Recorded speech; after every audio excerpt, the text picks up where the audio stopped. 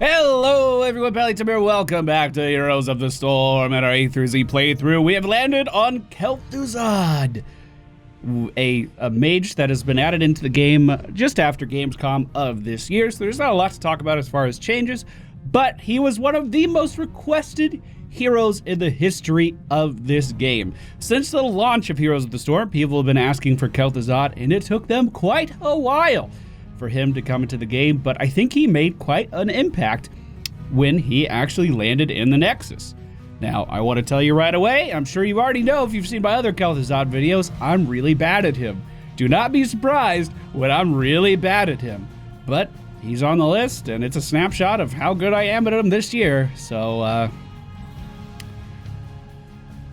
here we go. Yo, for real, this slump right here? Oh, God, jeez. Come on! So many characters I don't play in a row! Alright, ladies and gentlemen, we find ourselves in the Infernal Shrines today. The friendly team, Greymane, Zagara, Kel'thuzad, Chen and Li Ming. The enemy team, Junkrat, Sonya, Artanis, Probius, and Chromie. So, Kel'thuzad was introduced in the game with the same mentality that the Jaina rework and the Chromie rework also brought to the table. I think when they were designing this hero, they kind of looked at other heroes they could apply the same kind of effect to. So what we see is a character that has a baseline quest that he needs to finish before his true power is unlocked. And I think that's more severe for Kel'thuzad than it is for the other characters that we mentioned. So for Kel'thuzad, he is missing out on 75...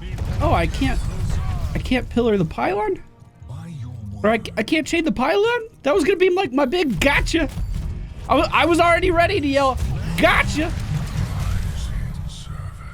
Well, I guess that's how this video's starting. So, basically, all you have to do is land your W ability in the center circle on someone. It has two circles like Bright Wings Q. You have to land your W ability in the center circle on someone, or simply land your chains on someone. These chains do not have to connect with another object, and I'll explain that mechanic here in a little bit. But all you gotta do, land those two abilities. After you land 15 of them, the cooldown of all your basic abilities is reduced by 2 seconds. After you land, 30 of them?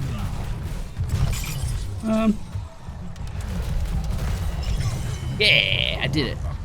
Apparently I can't play this character and also talk at the same time. After you land 30 of them, you gain 75% spell power.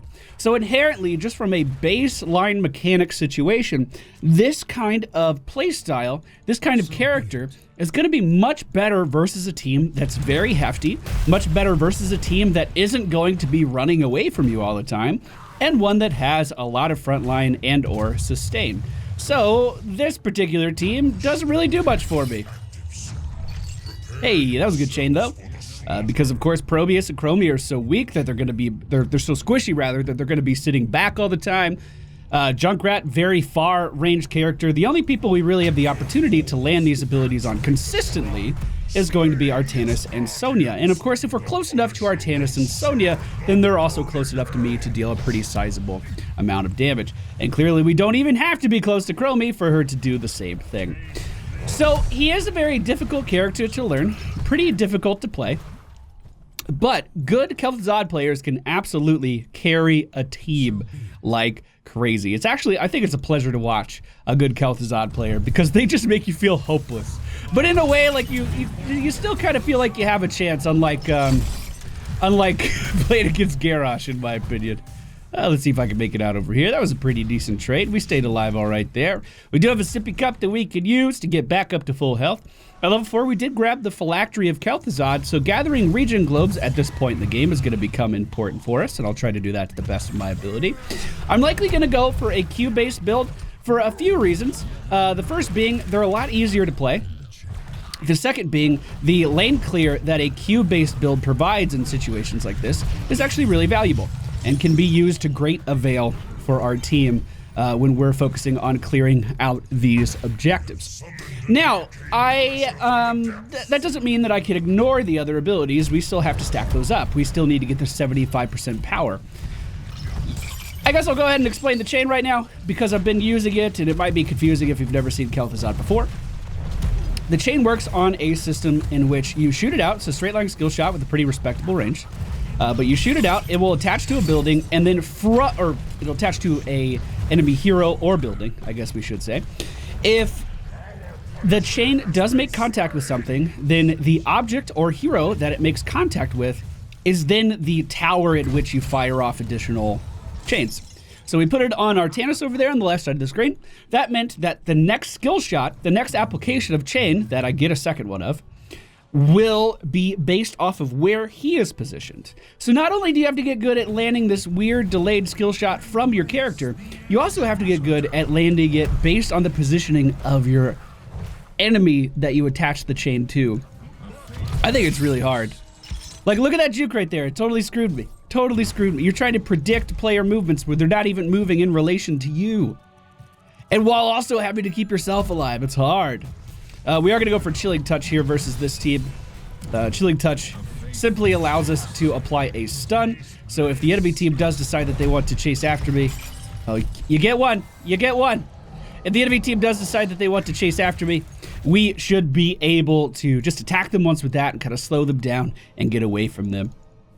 Now, Death and Decay damage increasing would have been good here, but we did forego that for this kind of slow bonus. Now, you'll notice that it also adds a little bit of a cleaving auto attack every, 8 seconds, something like that. So it does improve our lane clear a little bit and does help out with the objective as well in a small amount. I mean, it's not huge. That's not why we picked it up, but it does help out.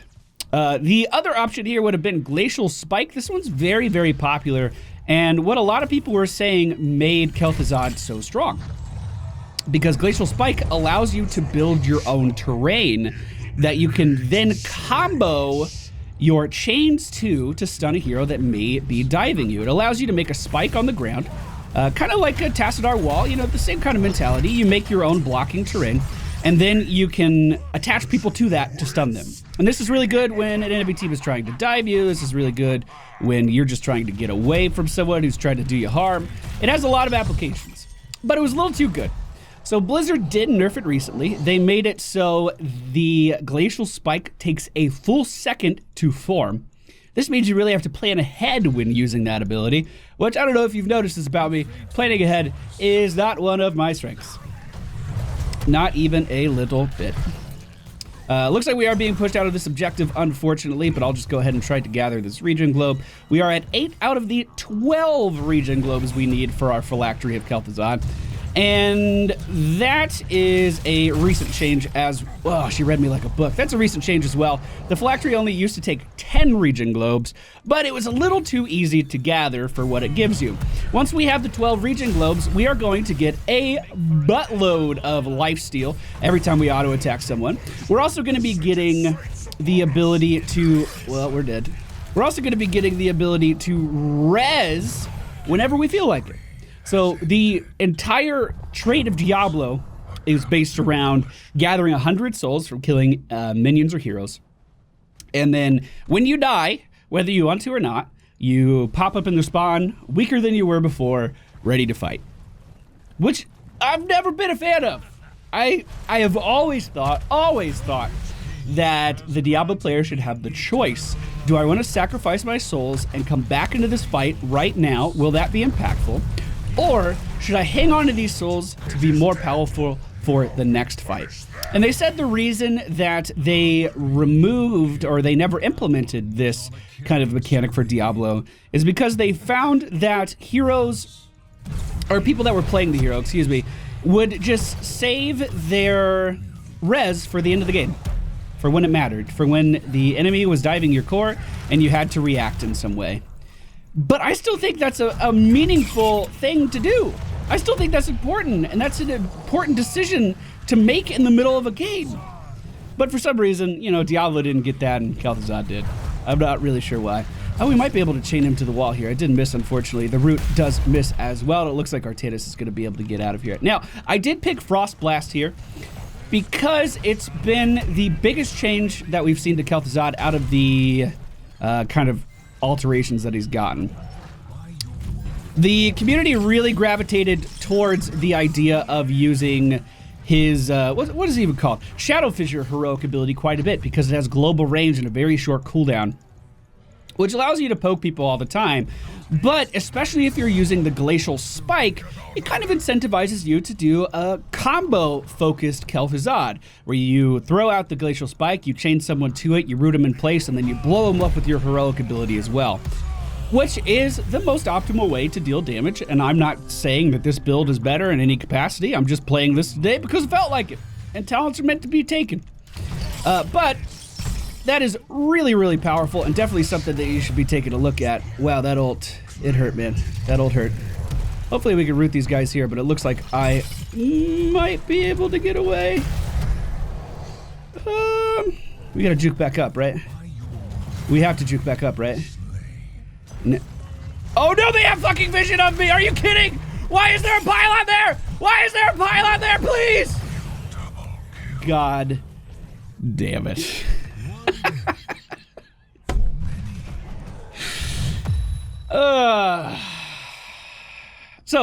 You'll notice that the phylactery is illuminated right now. This just means if I thought this was an important time, we could pop back up from that death. Of course, we traded 2 kills for my 1 death, so I'm not that worried about it. That was a positive trade.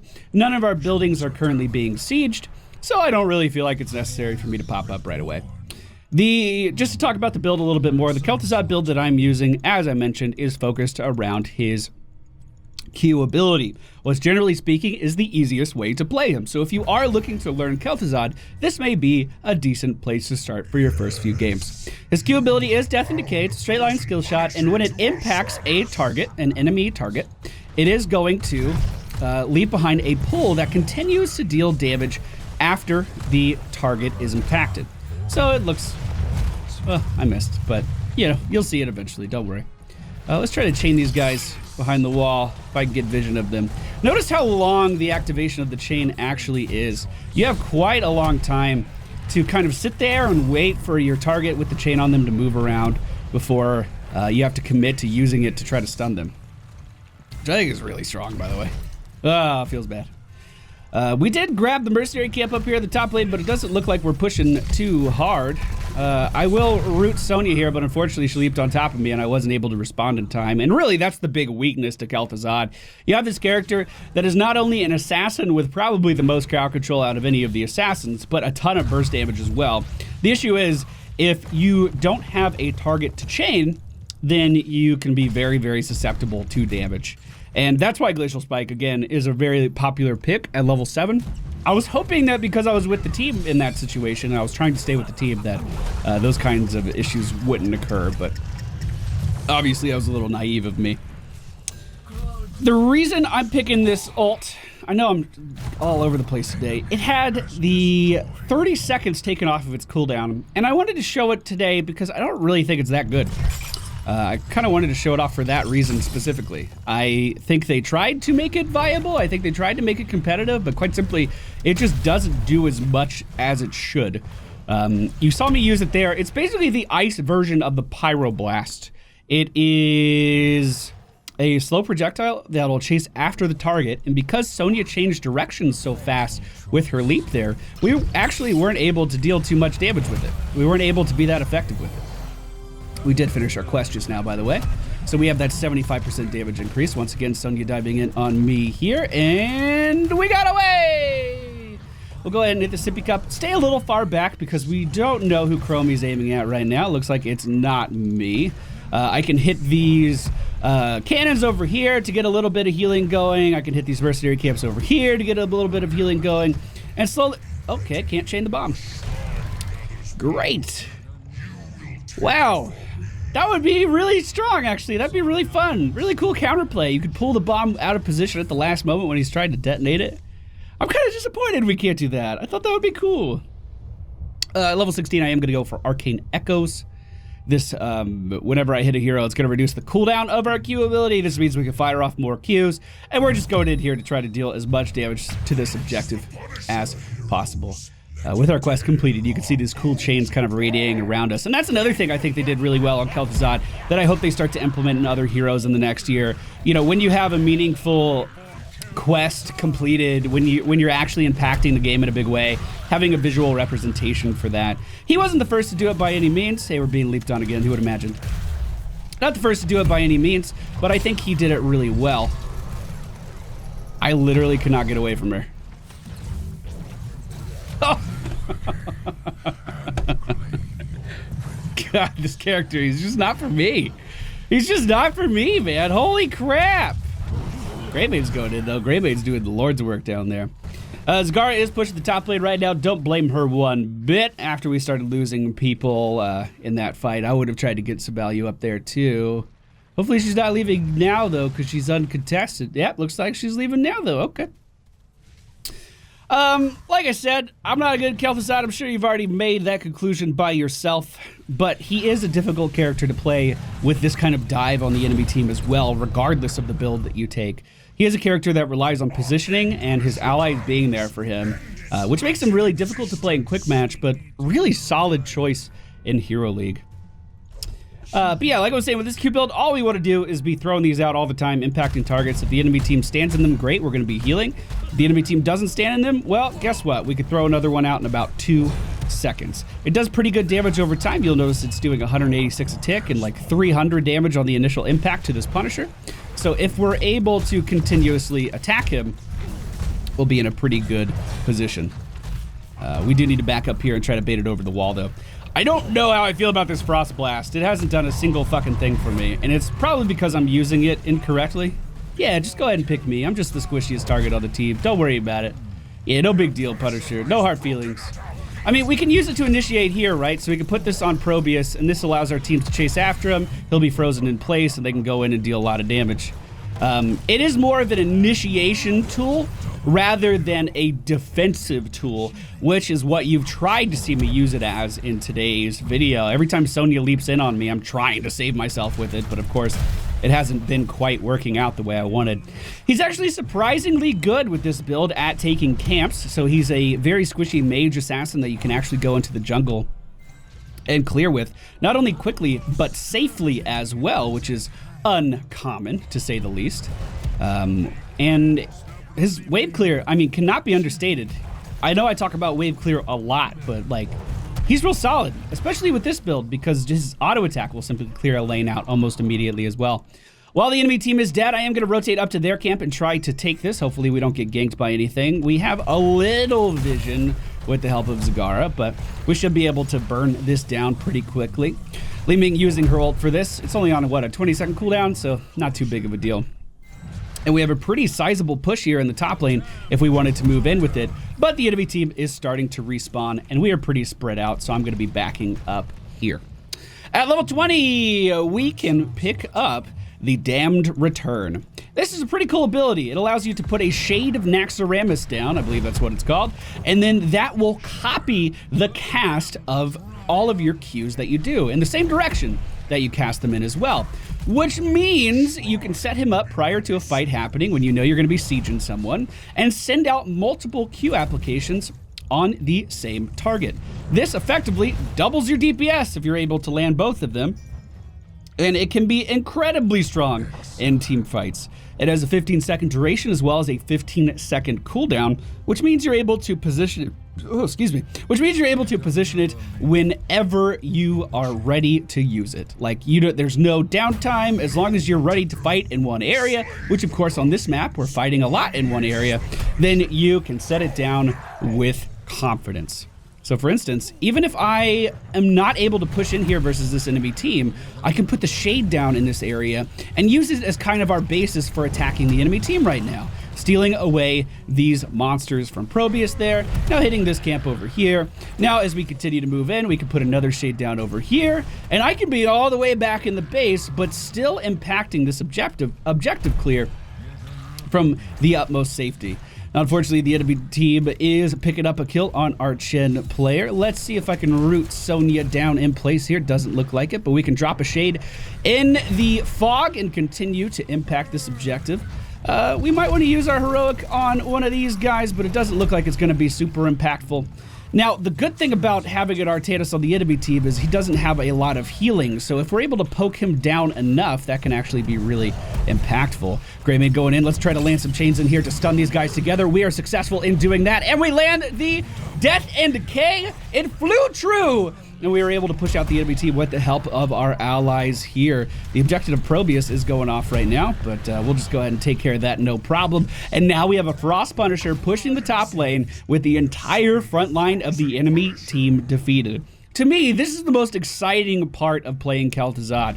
I don't, like, granted, he is a hero that ramps up over time and does get progressively stronger and stronger. Don't get me wrong. I do appreciate that about him. But it's like this moment where you hit level 20 and all of a sudden your gameplay capabilities change drastically. Like, I can sit so far back and still be effective. It's so cool. Like, I'm sieging this building across I could be across the whole fucking map right now. And I think that's awesome. I mean, you have to remember, I'm also a character, I'm also a player who likes to pick things like Ultralyx, so I have something to do when I'm dead. But, you know, to each their own. Talents are meant to be picked, after all, right? I don't need that build elitism over here, you know what I'm saying? We are going to be picking up mercenary camps that are pushing the middle lane right now. The only remaining fort for the enemy team is located in the middle lane. And you'll notice that my hero damage isn't super high. That's because I'm not landing combos, it's because I'm not doing chains, but also because I'm more focused on clearing and putting map pressure on the enemy team than I am with simple hero damage. But the combo would look something like that if I actually did it right. You chain someone to something that well, I guess we're just dead. Oh, thank you so much. You chain someone to something that immediately drop the root underneath. Well, see you later, boys. I did as much damage as I could, and I rooted him in place. Is it gonna be enough for the kill reset? It sure is! Lead me to the thing! Win the game! Alright, I feel like I contributed even though I got completely fucking owned. How are we trading here? Not too super well. Chen is alive, Zagar is alive, so it's a 2v2 right now. Looks like we will get the upper hand here as Chen does take down Sonya. So do we want to res? Okay, I'll go ahead and do it. I probably waited a little too long on that res, but Chen is trying to siege that down in a 1v1. Zagara went back to the base, but of course she can rejoin whenever she wants to. We can likely just get this down. Chen probably has the sustain to just live through that. He might even be able to kill Junkrat under the tower soon, simply because he's draining all of the ammunition. And Junkrat does not have a lot in the HP department, similar to Kel'Thuzad. Looks like that will go down. Junkrat will go down. And I need to start gathering regen globes again to get that life leech back up. So we have tower or core pressure in every single lane right now. The objective coming up once again, and the enemy team with slightly staggered deaths. This gives us a pretty big advantage moving in here into what potentially could be the final objective of the game. They won't be able to commit to this very hard because, of course, they have to defend their base from all angles, and their whole team isn't alive to be here. At this stage in the game, if I was in the Junkrat shoes, sometimes you just have to let that building fall. Sometimes it's okay to do nothing rather than lead your team into the next objective completely outnumbered. But, hey, saying that and actually doing it are two different things, you know what I'm saying? You know what I'm saying? It's two different things. Let's go ahead and put our shade down and try to clear as much of this stuff as possible. I just love the AoE capabilities of this, and I realize I don't play Kel'Thuzad like the majority of Kel'Thuzad players. I realize I think of him as more of an AoE DPS rather than a single target burst CC machine. But this is how I like to play him. And I have pretty decent success playing him like this. I actually win a pretty decent amount of games playing him like this. I just don't top the hero damage charts like you may be used to seeing Kel'Thuzads do. I'm gonna go ahead and use my ultimate here on Sonya. Again, we're using this as an initiation tool, and she completely mitigated the effect by leaping away. Feels real bad, man. She's also gonna kill me. Yep. Oh, maybe not. Maybe not. Oh! Oh, I lived! Hey! We did something. And we're dead now. Okay. Well, that's our look at Kel'Thuzad today. I imagine our team's going to be able to move in here and kill this off just fine. Again, I know I'm not a good Kel'Thuzad player. He's not a character that I practice. But mechanically, like, his kit just doesn't make sense to me. Like, it's not something that comes naturally to me. With everything being on delays and skill shots firing off of things. And I don't know, I could play Chromie just fine, but for some reason, I can't play Kel'Thuzad. But honestly, I think that says really good things about Heroes of the Storm, because there should be characters that are polarizing to me. That means there's enough diversity in the gameplay that someone else will gravitate towards that character, no problem. Our build did exactly what I wanted it to do. Exactly what I wanted it to do. So, if you want to follow along at home, again, this is an incredibly easy version of Kel'Thuzad. It does ramp up incredibly high. He has such a high skill ceiling, one of the highest in the game. If you want to prove that you're better at someone in this game, you can play Kel'Thuzad because it will show. He's one of those characters that when you see an artiste behind the wheel, it's devastating to watch. Like, he can absolutely just dominate an entire team. We did go for the Plague Lands into Phylactery of Kel'Thuzad, Chilling Touch, Frost Blast, Chains of Ice, Arcane Echoes, and the Damned Return. Maybe this is a character that I should invest some time in, simply because it'll make me a more well-rounded player after all. Great match, Fred. Looks like I have to go back and watch your A through Z Artanis. Yo, you did good. All right, everybody, thank you for watching. Hope you enjoyed it. I will see you all next time. Finally getting to a character I know how to play. The Queen of Blades. Oh, yeah.